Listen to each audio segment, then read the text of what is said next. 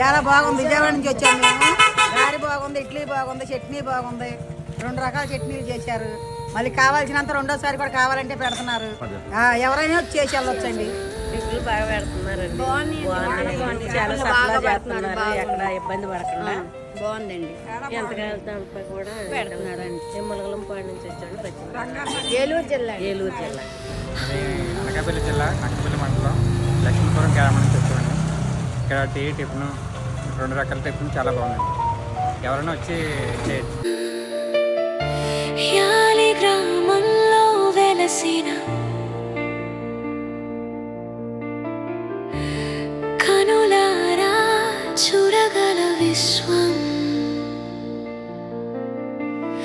అన్నపూర్ణే